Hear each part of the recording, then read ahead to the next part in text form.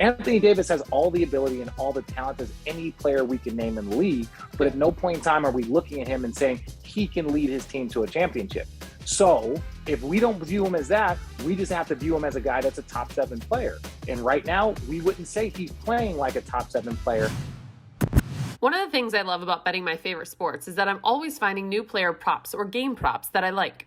And what's cool about FanDuel Sportsbook is you can combine these props with other bets from the same game to score an even bigger payout. It's called a same game parlay bet, and you can only find them on FanDuel. Same game parlay is just one of the reasons I bet with FanDuel. It's easy to register, easy to deposit, easy to find your bet, easy to place your bet fast during a game if you see a trend you like. And the best part, when you win, FanDuel pays your winnings in as little as 24 hours. Just download the FanDuel Sportsbook app today to create a same-game parlay and use promo code ROADTRIPPIN at sign-up. New users get their first bet risk-free up to $1,000. FanDuel will refund you up to $1,000 back in site credit if you don't win. That is promo code ROADTRIPPIN so they know I sent you. Disclaimer, 21 years and older and present in Colorado, Iowa, Illinois, Indiana, Michigan, New Jersey, Pennsylvania, Tennessee, Virginia, or West Virginia. First online real money wager only. Site credit is non-withdrawable and expires in 14 days. Restrictions apply. See sportsbook.fanduel.com for details. Gambling problem? Call 1-800-522-4700 in Colorado, 1-800-BETS-OFF for Iowa, 1-800-9-WITH-IT, Indiana, 1-800-270-7117 for confidential help in Michigan, 1-800-GAMBLER, New Jersey, Pennsylvania, Illinois, Virginia, Tennessee Redline, 1-800-889-9789 in Tennessee, or visit www.1800gambler.net for West Virginia.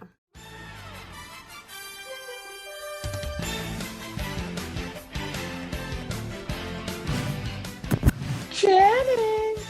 Hello, Richard. Hey, bud. Dude, chilling, chillaxing, studying. All right, let's go because my phone, I don't have a charger and I'm at 45%. Cheers. Welcome to this edition of Road Trip presented by FanDuel. Ali Clifton, Channing Frye, Richard Jefferson. All right, so then what's going on besides your phone not having any battery?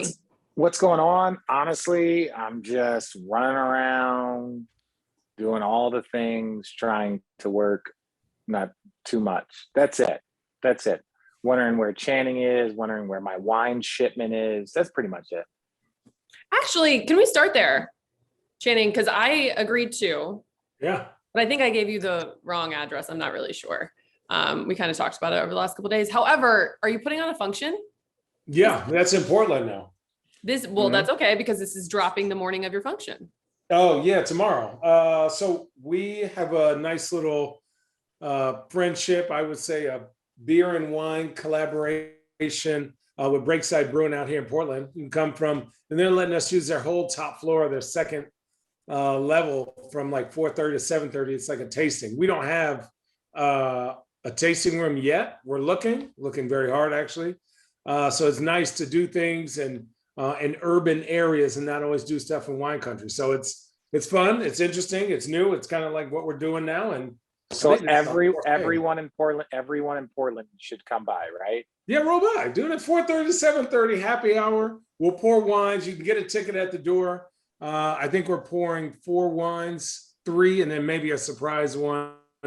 It's fun to like tell people. It's been doing it online so long that it feels weird to do this in person and like tell the story. But it's awesome. It's fun. It's like wait, you've been doing these like virtual tastings, you're saying? Yeah, we've been doing virtual tastings because COVID and Portland's been locked down and we don't have a tasting room. It's hard for people to like connect. So, for us to make it this far has been pretty awesome. And, we just came out with wines that are what I call the daily drinkers. It's like a Pinot Noir. It's $35 and a Chardonnay that's $32. So everyone was like, the daily drinkers. Well, it's just like, the daily drinkers are like, man, let me watch Yellowstone on a Monday, and you pop open a Chardonnay. You don't feel like, oh man, it has to be this special event, and you want to watch football on Sunday, but you have a guys with really sophisticated taste. You're like, dude, crack open a couple of these chosen families and you don't feel so bad. You didn't blow up your budget. Channing, you're really good at the selling aspect as well. Oh, I give thank you credit for that. With that said, I do have a question about your wines. Yeah. How long do they last once they're already opened?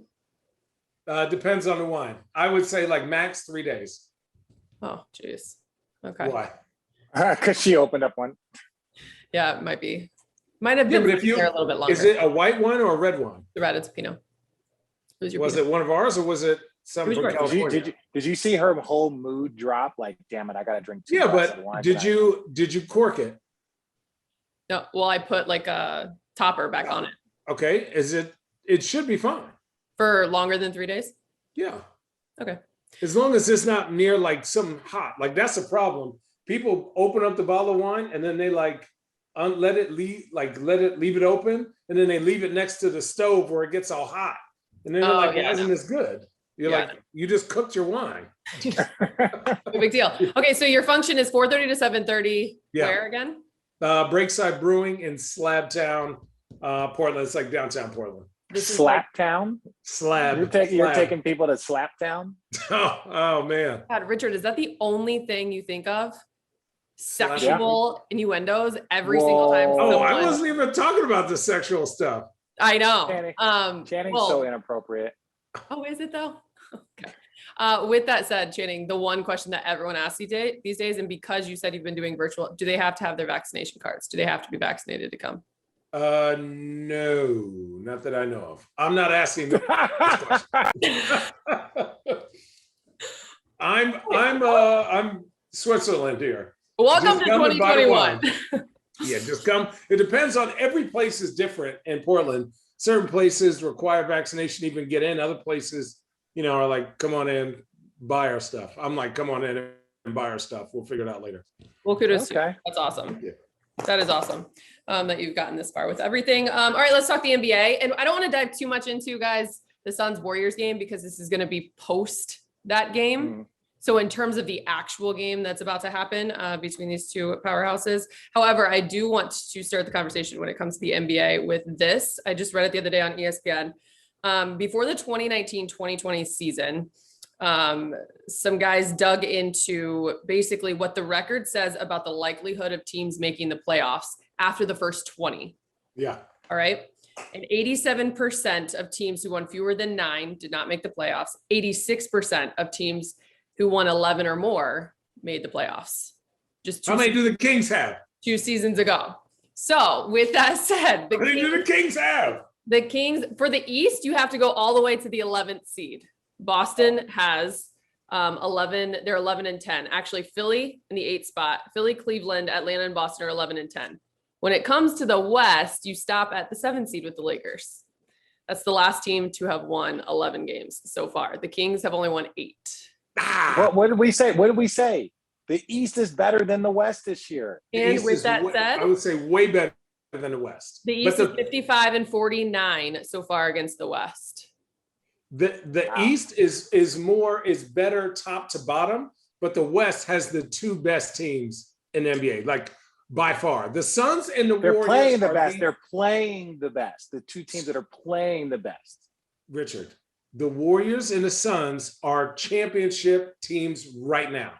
Can I throw this one out there too? Yes, please. Through 6 weeks in the NBA, you do know that the Phoenix Suns and the Warriors, Utah is the number 1 team to have the easiest schedule. Left? No. So far played. Through the first 6 weeks, Utah, Phoenix, Warriors. Top 3 in the West with the easiest schedule. The Warriors and Phoenix move differently than Utah. And I've seen that movie. Fool me once, shame on you. Fool me twice, shame on me. I'll never get shamed again. I'll never get shamed again. I refuse to say Utah is a contender. I refuse to say it until they show something different. But Channing, though, like they're such a good regular season team. I'm so bored with that. And yeah, but so was Milwaukee.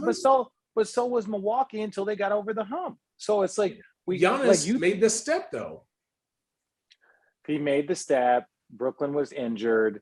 Like a lot of different things went their way. So we can't just make it seem like Giannis was like, I'm going to take all takers. No, Giannis beat who was in front of them. But like I don't know if he went against the best possible teams that he could. And that's not to disrespect him as a champion. That's not that. But I just, to your point, I think Utah could get over the hump. We watched so much basketball of people getting over the hump. But you're right. I'm not rooting for you. I'm not picking Utah to win. I just don't think we can say the over the hump. You know what kind of coincides with your take on our last episode that we did like 9 years ago? What? AKA 3 weeks ago, 4 weeks ago. I'm sorry. The Phoenix Suns have not lost a game in over a month. They've won 17 straight, and you did say on this platform that people around the league thought it was a fluke. Oh, 100%. People and on top of it, I didn't think they would make it past that Nets versus Knicks Friday, Saturday night back-to-back that they had. I did not think that they went up there and whooped ass. They ran through New York. They look like, do you remember when we had that LA trip, Channing, where we came in, beat the Lakers, beat the Clippers, and we were drunk for 4 days that whole time? Oh, yes. Oh, wait, didn't Kevin have a concussed or something? And then I had to play, but they didn't tell me till like the day of. That was in the finals. No, that was. Or wait, did it happen more? Play in the finals. Oh my bad.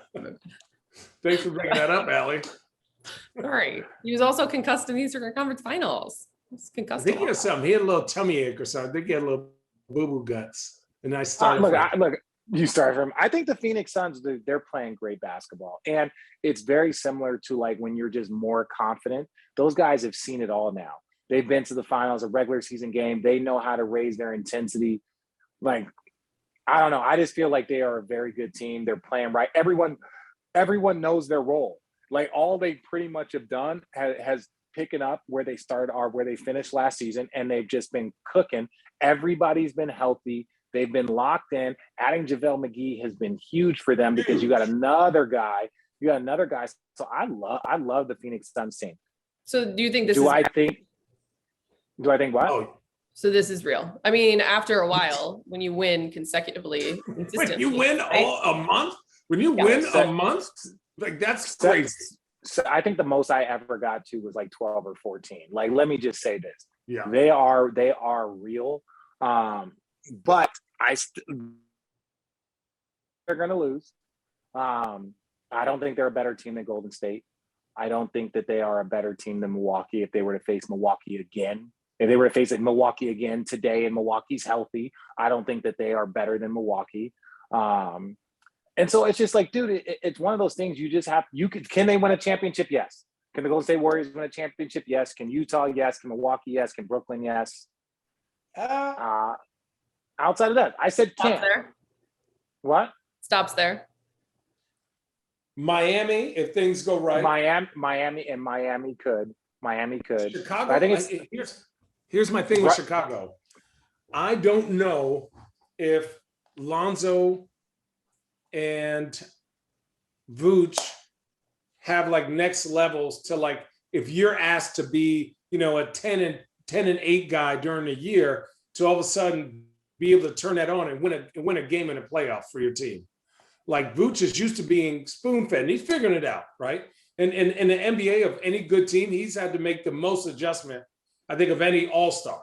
Because he went from being the one guy to like the fourth guy now, right? And then for me, Lonzo, I watched that game, Chicago was playing someone, and it just didn't seem like he thought he was going to make it. Like when his jumper needed to be there, I still think he's getting his confidence on it. Now, where he's at from where he was is ridiculous, but where they're going to need him, they're going to say, if he misses 2 or 3, is he going to shoot the next 3? Especially in the playoffs where everything is compounded. That's my only issue. Also, and they have today. Me, I'm really tired, dude. I'm at 7 a.m. production meetings, kids, all this. Yeah. Oh, what time's your production meeting, Channing? Oh, guess what? I don't have one. Stupid. Yeah. So, and literally I walked off the set, changed, and then came in here to do it. I'm still at ESPN right now. You know what actually really surprises me about the Bulls? One thing that I did not realize that they had. What? Their length and athleticism on the defensive end of the floor. It's great. And they have wild. They have a ton of like-sized guys. So you have Lonzo, you have Caruso, you have DeMar DeRozan, you have Zach LaVine. I feel like I'm missing one other person. Even they just added Kobe White, which I'm really curious because, you know, he was injured and they had a lot of new pickups. So I'm curious to see what he can do. Their team is so well balanced. They probably need one more defensive big or like a lob threat. But they got Derrick Jones Jr., so they do have something there. But I love their team. I really do. I think to me, like watching them versus Charlotte a couple nights ago, I think I could see that as a 3-6 matchup. I could see Chicago being 3. I could see Charlotte getting in there at 6 and seeing a great first round matchup between those two teams. Right now you have Chicago at 2. Yeah, that's not. I don't think that stays there like that. Yeah, you don't think Milwaukee's starting to warm up, and Giannis is starting to be like, okay, I'm tired of losing to these scrappy teams. I'm just gonna bully you. I'm gonna bully you. Let's keep it pushing. Let me dunk my Oreos. Ooh. What are your thoughts about Tibbs and Kemba? That's a big move. It's a big move in general. It's a big move from the standpoint of Tibbs actually making the move that was best for the team. Tibbs don't give a fuck. No. Never He has. was like, hold up. If you don't fit in my system, please go somewhere else. In theory, it looks good. Like Kemba going back to New York.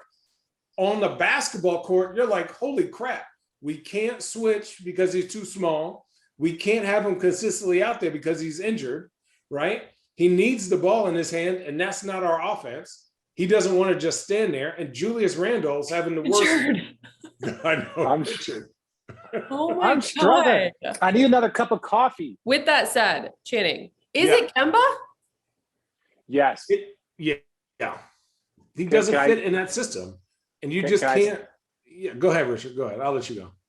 No. Only thing I was going to say is that think about IT. Think about IT, what we saw with Isaiah Thomas. Isaiah Thomas was all NBA first team, one of the top scorers in this league, doing all of these things, like all the scoring for Boston.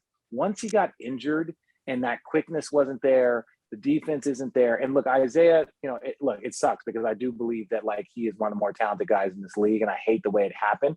But Kemba Walker is on 1.5 legs, right? He doesn't have both his legs. His knee is all keeps him in and out of the lineup. Boston wouldn't have traded him if they thought that they traded him for basically Al Horford. Like, think about that. Al Horford wasn't even playing for Oklahoma City, and Oklahoma City waived him. Like, you don't trade a guy that's, what is Kemba Walker, 28, 29? You don't trade a former All-Star unless he's got, like, some lingering stuff. So now he's 31, like I said, 31 years old. So you're 31 years old. You've had some knee issues. You are about 5'9", and, like, you are really, really light, and you are a scorer. He's not a defender. Like, and that's not a knock on him. He's one of the best scorers in this league for many, many years. So like you understand why it's not a great fit at this point in time. He's probably best as like a 6th or 7th man. And that's hard to say for a player of that caliber. Richard said it. Now, I just think defensively, you limit your versatility when you play somebody like that, especially when they are a little light in the ass. Like Kyle Lowry's not the biggest guy, but he defends the post at a pretty high rate, takes charges, like he's moving around, right? And obviously he's a champion. So like if you think about the small guys in the league, guys who are light in the ass are usually really tall and can defend. And you have versatility. You can switch. You can go show and under. You got to run one offense for Kemba, and then you're in rotations. And I know Tibbs is not really a rotation guy. He's like, everyone stay on. You got to like man up. Like, look what Jimmy Butler is. And who he is as a player is based on Tibbs. Like, look at Derrick Rose. Like, you just look at how they play, bigger guards who can defend their position. And I just think offensively, when you take the ball out of Julius Randle's hands, you don't have enough shooters. Right? You don't have enough shooting. So if Kemba's coming off a screen and roll and teams trap him, he's not quick enough to get around them. And then you're throwing the ball, a small guy, throwing a bounce pass to a big guy. It just like, if he was in the second unit, he would have not the same level of defenders that would guard him. And you could get off on that, right? You could get him like easy 5 or 6 opportunities to go score. But then when the starters come in, you got to come back out. You can what? What? No, I agree. I just thought it's a ballsy move, if you will. It's a move that not all coaches would make. Let's put it that way. Yeah, and you got to get growing something now. Yeah. He can't. You can't jeopardize that. And on top of it, Kemba Walker was like a pickup. And I say this in a respectful manner. This wasn't a free agent signing. This is not a guy that's got 5 years left on his deal and you're trying to figure out what to do with him. No, this is a guy that's, I believe he got away from Oklahoma City, signed with the Knicks. So this isn't like a long-term thing that you're like, how are we going to manage? That's a tough spot. Even look at Blake Griffin. Blake Griffin had the same thing. Whereas, look, James Johnson is a better defender. But Marcus Aldridge is having like a resurgent year on the offensive end. So it's like, Blake is not as good as LaMarcus on the offensive end, and he's not as good as James Johnson on the defensive end. And the Brooklyn Nets, their defense has been improved, but that's where they need contribution. And so Blake has kind of found himself kind of not this, he's not that. He can still play, but he just right now, the direction that they're going, and it's fine. Look, if Blake gets an opportunity to rest his body, but that shit punches your fucking ego. Like, I didn't get my first DMP till year 12, and that sucked. And I wasn't a possible future Hall of Famer. But we saw Carmelo go through it where he struggled with the fact that, like, no, you're coming off the bench, you're this, you're that. And that was just coming off the bench. You're talking about Blake Griffin no longer being in the rotation. Those are two different things. But credit to him. If you want to win a championship, you're going to have – you guys remember T. Lue, right after he took over for David Blatt, was like, hey, Rich, I'm going to go with these young guys. You're going to be out of the rotation. But if you want to win a championship, these are the sacrifices that you have to make. And sometimes sacrifices fucking suck. What sacrifices do you think that the Lakers need to make? Because it is hard. It is hard to know that you have four top 25 players. I understand where they are in their career, but to hear you guys talk about championship contenders and not even bat an eye to say that the Lakers. No. Dude, they don't because at the start of the season, that was not the conversation. Well, you at least put their name in there. Yeah, no one could foresee this. Now, no one could. And look, the Lakers aren't that far off. Like, the Lakers aren't that far off. I just think it's the lack of belief. Like, AD's got, like, this is a thing. AD, we all believed was headed towards. He leaves New Orleans, didn't have necessarily the help. He gets with the Lakers, has a great year. Looking, he wants to be Defensive Player of the Year. He has, like, they're like, oh, this is going to be AD's team as Bron starts to decline. The only problem is that AD hasn't elevated himself to like that top 5 player in the league. If anything, he's regressed from AD is less dominant today than he was when he first joined the Lakers. Absolutely. Like, that's just the fact. And it doesn't mean that he's not great. It doesn't mean that he's not 25 where do you, and this is an honest question, because obviously I have to watch this team. I don't have to, I get a chance to watch this team night in and night out. And the numbers for AD are some of the best across the board in terms of his position, in terms of bigs in the league, in terms of scoring at the rim. Obviously the 3 ball is not falling the way that it has in the past for him. Look, the championship season, he shot 38% in the playoffs, 33% for that season. He can shoot the 3. My point being is, what is it for you two who have played this game at a high level, understand what it takes from a guy like him that he's not doing when it comes to impact, as you're speaking, if you will? It should be his team. He needs to, like, he's being Robin. It's easier said than done because he's the Batman. No, he's the Batman. Like, when he plays good, everyone else falls in line. Like, it's hard for Bron is the best at making everyone really good. But like Anthony Davis at his position and what he can do every night, he can walk out there, eyes closed, get 24, 12, and 3, right? Eyes closed.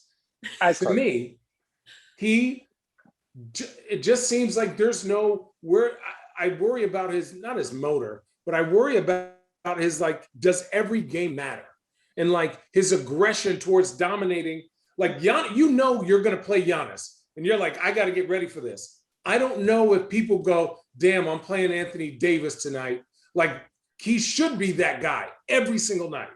Like, if the season were to end right now,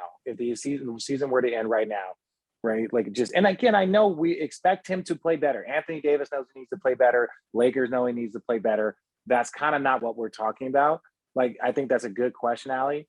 But right now, would Anthony Davis would he be all NBA third team? If Anthony Davis is playing at an all NBA third team level, Lakers are not contenders. What are the unless LeBron is second team, third team based off of outside of record? Well, I'm saying record, numbers, dominance. Like, are you second in the league in blocks? Are you second in the league in rebounding? Is your team top He's the three lead in in your block. conference? I'm saying is your team top? I'm not saying that Anthony Davis isn't great, but like let's look at the impact. No. I'm just saying let's look at the impact that like I don't want to just sit here and blame everything on Russ. I'm not going to sit No. here and blame everything on No, Bron. and I don't think Anthony Davis Yeah. does that either. But I'm talking about in numbers. AD's like a 25, 11, and 3, leads the league in blocks. Yeah, and this is a 500 team, Right. right? So Like it's like what is the MVP? How do you win MVP? Right? It's a dominant performance, like Jokic being available for every game. Yeah. Yeah, but I'm saying though, MVP is the same as defensive He player does of the not year. lead the It's league in same- blocks. it- Miles Turner Is it does. 2? Is it 2? He's number 3. Ha Okay. How many? He had a day off. So I'm just somebody overtook him during his day off. ha. Yeah, like he's Look. right there at the top. He is right there. If when you look like the Bucks, they were 500 and Giannis was playing the whole time. Giannis has not missed many games with Drew Holiday, with Brook Lopez. Middleton out, Lopez out, and Giannis was playing. Right? No one's talking about Giannis being MVP right now. No one's talking about Giannis being Defensive Player of the Year. And this is not a knock on Giannis. You know the numbers are going to be there. It's how much you impact winning. And sometimes it's not just physical in numbers. It's the fire in which you show. Okay, It's that's are you my lighting question. into What is Oh, it yeah. you need to see from Anthony Davis? That Some is fire. outside Like numbers? act like you care. Like be upset. I I will love say this when he is the yelled guy, at like Dwight Howard. we've talked about it, unless it's Aaron Rodgers and the Packers, unless it's World of Warcraft, whatever the video games, you don't see a lot from this guy. He doesn't get on Twitter. He's not on social like that unless he's singing to his wife. Like there's not that element.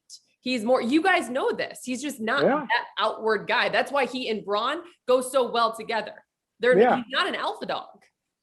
No, He- so Let's figure that are you out. saying should we lower our expectations for Anthony Davis? Is he a top 5 player in the league? Is he a top 5 player in the league? Easily. I'm not talking about talent. Is he a top 5 player?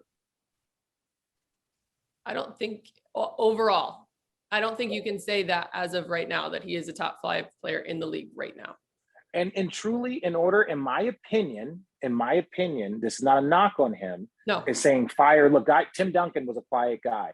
Jason Kidd was a quiet guy. All of these things, like you don't have to be this over the top guy. If he is not playing as a top 5, top 7 player, like when you're looking around and you're like, that bad boy right there is going to be a problem. We got to figure this out. If he is not playing as a top 5, top 7 guy, the Lakers are the 4 seed, right? Because we can't keep saying, like, look, LeBron has declined. Like, yeah, he's hidden it. He's doing this. His numbers are still going to be great. But LeBron can't just be like, come on, guys, I got you. What I will say, though, is to answer that, AD can be a top 5 player. Yes, agree. Oh, easily. AD can be. And he's shown it at times. But I think the consistency of it, and Yes. to your point, which is a yeah. question I was wondering as well. Yeah, and it's like, dude, we don't need better numbers from Anthony Davis. Yeah. His numbers are good. You want his 3-point percentage to get up because you know he's capable and he's talented enough to do that. Like you want this and that, but there's often something, or not often. At times there are things that are missing, right? At times there are things, whether it's a level of aggression, whether it doesn't, even if that's not you per se and your personality, then that's fine. Then like your team is going to hover around, the 4 or 5 spot. Your team is going to hover around there. One of the things I love about betting my favorite sports is that I'm always finding new player props or game props that I like. And what's cool about FanDuel Sportsbook is you can combine these props with other bets from the same game to score an even bigger payout. It's called a same game parlay bet, and you can only find them on FanDuel. Same game parlay is just one of the reasons I bet with FanDuel. It's easy to register, easy to deposit, easy to find your bet, easy to place your bet fast during a game if you see a trend you like. And the best part, when you win, FanDuel pays your winnings in as little as 24 hours. Just download the FanDuel Sportsbook app today to create a same game parlay and use promo code ROADTRIPPIN at signup. New users get their first bet risk-free up to $1,000. FanDuel will refund you up to $1,000 back in site credit if you don't win. That is promo code ROADTRIPPIN so they know I sent you. Disclaimer, 21 years and older and present in Colorado, Iowa, Illinois, Indiana, Michigan, New Jersey, Pennsylvania, Tennessee, Virginia, or West Virginia. First online real money wager only. Site credit is non-withdrawable and expires in 14 days. Restrictions apply. See sportsbook.fanduel.com for details. Gambling problem? Call 1-800-522-4700 in Colorado, 1-800-BETS-OFF for Iowa, 1-800-9-WITH-IT, Indiana, 1-800-270-7117 for confidential help in Michigan, 1-800-GAMBLER, New Jersey, Pennsylvania, Illinois, Virginia, Tennessee Redline, 1-800-889-9789 in Tennessee, or visit www.1800gambler.net for West Virginia. The guys that play with an intensity, the Kevin Durant, the Steph Currys, the LeBron James in his prime, those guys, when those guys are playing at their best, you're saying that these are MVP candidates and these guys are going to lead their teams to championships. Anthony Davis has all the ability and all the talent as any player we can name in the league, but at no point in time are we looking at him and saying he can lead his team to a championship. So if we don't view him as that, we just have to view him as a guy that's a top 7 player. And right now, we wouldn't say he's playing like a top 7 player. And it's not to say that that's why the Lakers are where they are, because Russ has been struggling to his own standard. LeBron has been injured. Bron has only played in like 13 of the 22 games. Exactly. So I'm not I'm not shitting on Anthony Davis. I'm not shitting on any of those guys. Yeah. I'm just saying, like, is Russ playing to his capability? No, but you're like, okay, he's trending the last 5 games. He is playing better. But again, you're talking about tight wins, an overtime win against Detroit. You're talking about a triple overtime game against Sacramento. Those teams are shit. Those teams are headed for the lottery.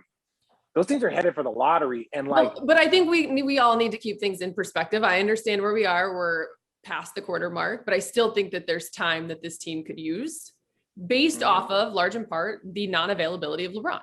He has missed 11 games this season, which is not ideal when you're starting from scratch with a team that has 11, 12 new players, and he is such a big focal point, like no matter where he is in his career. What are the Lakers, right? What are the Lakers? Because they don't have enough shooting to play slow, right? That's the build of this team on paper is like, oh, okay, maybe. They got to play fast, which they cannot do. They're older, but they can't play slow because they don't have enough shooters.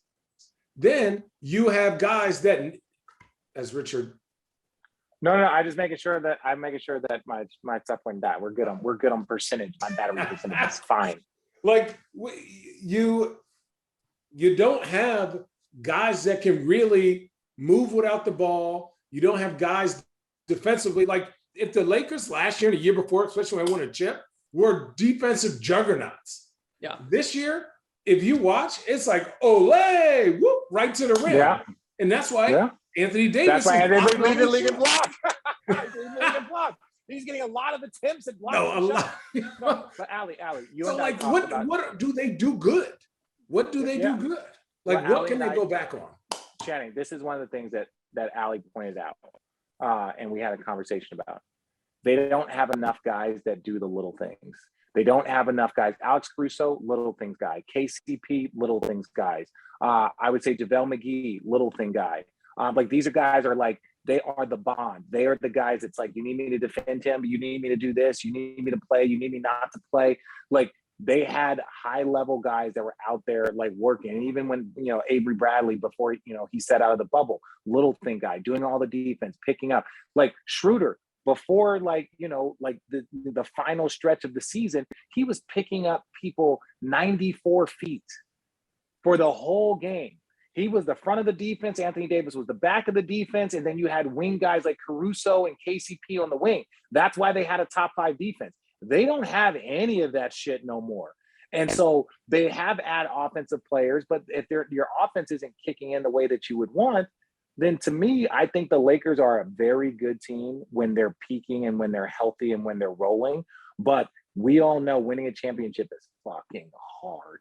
It's exhausting. And I just don't see the top guys, Bron, AD, and Russell are all having B- seasons. And I'm being generous. They're all having B- seasons. it's going to be tough for those. I would say Carmelo's having an A+ season, right? Like he has been playing outstanding, but you can't have your 3 best players, 3 top 75 guys playing B- basketball at this point. At this point, they're playing B- basketball, and they all know they need to play better to a man. It's hard for them to hold each other accountable because it's like, you got to do this. The year I'm you playing guys like won a shit too. championship. Yeah. The year you guys won a championship, and Channing, We started you what? weren't there. You weren't there until February. Yeah. However, y'all started 19 and 20. Yeah, 19 we were fine. and 20. So I'm just one of those that, like, from what I've experienced and what I've seen, look, the Lakers have a long way to go. The Lakers will tell you they have a long way to go. And some of the hardest things to understand, I don't know why that keeps going off, is the fact that they're saying they need to start games. They need to play with more in general urgency, energy. Those are things you can actually control. So it's a bit mind-boggling that you don't have that in general. But I think that there's still time. Oh, there's still plenty. We're just being critical about week 7. I also think, Richard, when you talk about having and needing guys to do the little things, I think this team has those players. One, Kendrick Nunn is out. Trevor Ariza is out. He's coming back soon. He's a guy that has, over his career, been able to plug in and plug out in different lineups coming in. However, I don't think guys know that that's them and that they are the guys that have to do those little things. That's the adjustment. That's guys that have been counted on, have been relied upon because they're older, they're vets, right? It is a different style of basketball that I think that they have to play, to your point, to make the sacrifice of what he needs. Allie, that's a great point. Now let's go to your 19 and 20 thing. Kyrie did not start that season. Kyrie did not play until like 10 games in because he was still coming off a knee surgery. Neither did Bron. No, but I'm saying Bron had been and out. They had a bunch, quite a few new guys. I would say it was only actually a couple of new guys. My point is this: is that Bron was also at that time. We're talking about a 31-year-old Bron, I know, right? Like that's the only thing I'm saying. Like we're not talking about the next because he went. If we're talking about 15, 16, he went to the finals 3 more years. Actually, he's been to 4 more finals since that 19 and 20 start. And so it's more of saying that I'm not counting out the Lakers by no means. I'm not an idiot, but they have a lot of work to do. And some of the work isn't just basketball. Yeah. Some of the work isn't just like, so-and-so's going through a slump. Their defense is not on par. Their offense looks stagnant at times, like they're searching. They've been in and out of lineups. Like, it's just, I agree. We hold people to we hold greatness to a higher standard. And I don't think that they're achieving. Is that the same fucking coffee you had like 3 hours ago, 4 hours ago? How do you do that? Who are the people that can drink the same cup of coffee for like 4 hours? What's rough is that it's a mind opener. So it actually has butter and MCT oil in it. So like mind opener? What is that like? I drank it's a bulletproof. It's a bulletproof. You taught me about the bulletproof. And I had it in SoHo. So that kept it warm. How's that going, by the way? SoHo? Yeah. It's going well, man. It's going well. We survived the pandemic. All the people, SoHo Yoga. If any of you guys are in LA, Hermosa Beach, come check out SoHo Yoga. But no, man, it's going well. It's going well. No complaints. Like we got to get our capacity. Well, are you kidding? Can we talk about the fact that like they actually reduced their class size from 40 to 30, and the last like 7 classes have been like 32, 34 people. You're turning away people at the door. It's going well. Richard, give your establishment a little bit more credit. It's like booming. Well, I wasn't trying to let the CDC know that we weren't completely following all guidelines. I'm just joking. We are following all guidelines. You actually reduced. Yes, we masks reduced are being worn. No, masks are being worn. I'm just kidding. I'm just saying that. Look, no, it's going well. It's going well. We're surviving, man, and it's because of our community and our people and our teachers and Natasha and Pete. I get 0 credit because I just going there. I do yoga. I say it's a sham, and then I leave. I forgot to pay my Zoom bill, so they already gifted me an extra 10 minutes. With that said, is there anything else you guys want to talk about before we get disconnected? What else? I was going to give a shout out to Spagu and Perk because I've been listening to their podcast. Yes. And they did have they had a take on Steph Curry that I was going to ask you guys about. Spagu actually said it, that he thinks that Steph is the best player in the game today and that he will go down as a top 10 all time. but then they furthered the conversation. I don't think anyone can argue, but they furthered the conversation about why we aren't ready at this point to say that Steph is the best in the game. And for a while it was his stature, right? And Perk made that comment. And I agree. I've thought about it a lot too. But I don't know if you can point to that anymore. I just think that Steph is going to go down as a top 10. I think he's probably the favorite to win the MVP. Even if they finish at number 2, the way he's playing, I think Draymond is going to be top 3 in defensive player of the year. So Steph is going to, I think if I was a betting man, I would say that Steph is going to win his 3rd MVP. And you're like, holy shit, Steph Curry has 3 MVPs. But so often I think people discredit him because of the great team, the great system, and all these things. And he is just a fucking monster around it. But I think when you would look at guys like Magic Johnson, when you would look at guys like Kareem Abdul-Jabbar, when you're looking at, and I know everyone he's changed the game. Yes, he did change the game from the 3-point standpoint, but it's just hard to say that Steph is as dominant as the Magics, the Kareems, the LeBrons, the Larry Birds. It's just hard to say that because he's the Kevin Durant, because he's done it in a very different way, but his skill set is so special.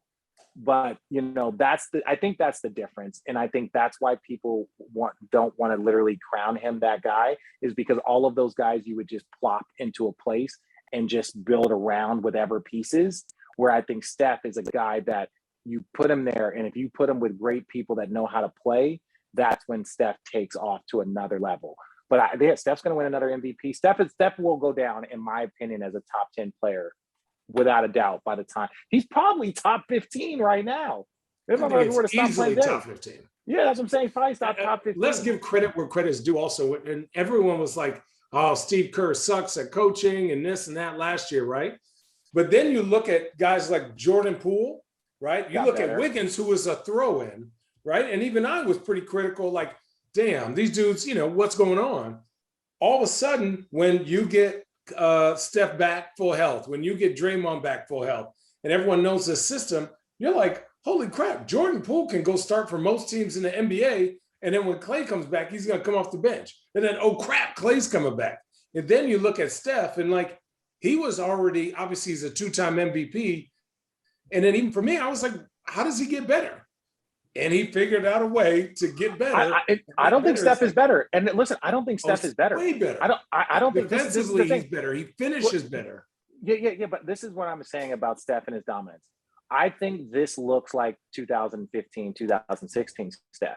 I'm just saying, like, if you were to really bring, without Klay. That's what I'm saying. Which is crazy to say. Which is crazy, but I think Steph, there's a level of excellence like LeBron. Like LeBron has done this for however many years. There might be some up years, maybe some just okay years, but for the part, there's a level of excellence. I think Steph has reached a level of excellence that I don't know if he's not having a better year this year than he did in 2015. He's not having a better year this year than he did in 2016. That he missed a year because of a broken hand. Yeah. The way in which the Golden State Warriors have been because of health just in general.